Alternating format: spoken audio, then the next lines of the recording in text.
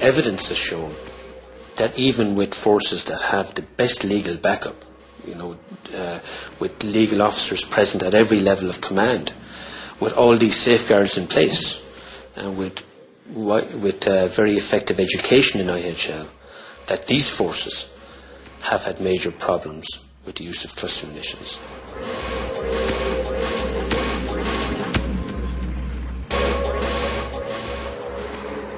The problem with clusters is that they don't all go off. So sometimes they fail. Some weapons, the failure rate is higher than others. These weapons that we used here are quite old.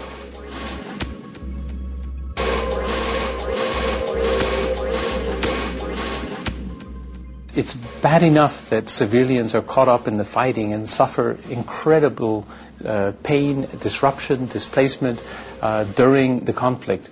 But it's, to us, absolutely repugnant that this killing and injuring of civilians would go on for years or decades simply because of the choice of the wrong weapon in an armed conflict.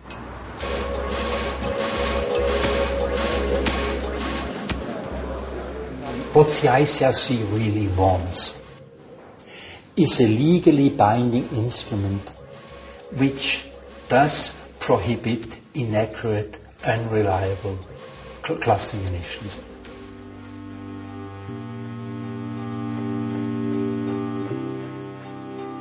A cluster munition is a container which contains small individual submunitions.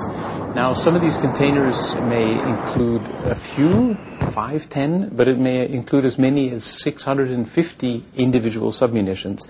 These can be distributed by artillery fire from the ground, from missiles, from aircraft, and when in flight they will open, the container will open and distribute these hundreds and hundreds of small submunitions, which are intended to create a devastating force over a very large area, up to tens of thousands of square meters.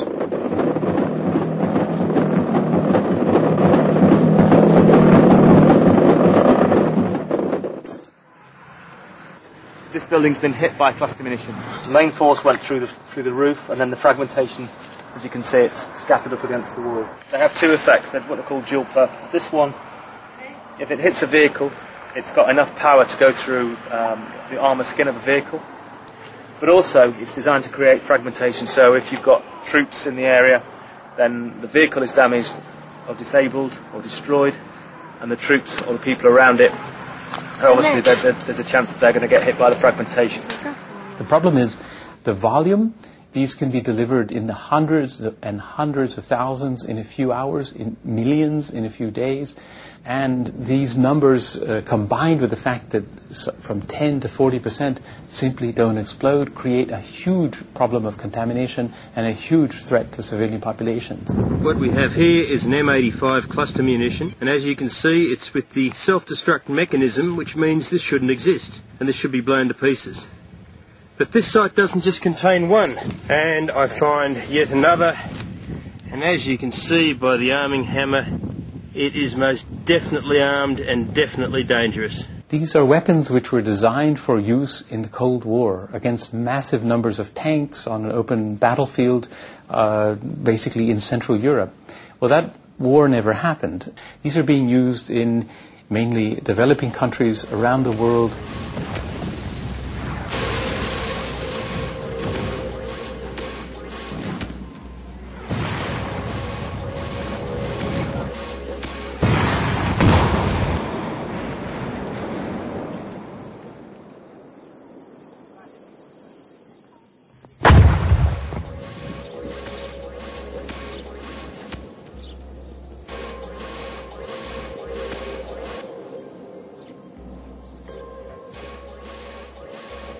Very quickly after the Kosovo conflict, the major killer of civilians was not anti-personnel mines or anti-vehicle mines or conventional munitions, but these munitions.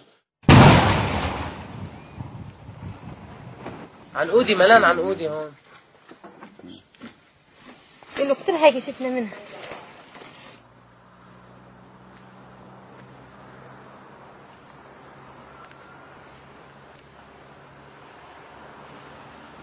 It showed us really the worst case scenario of what can happen when cluster munitions are used on a massive scale and in a variety of environments.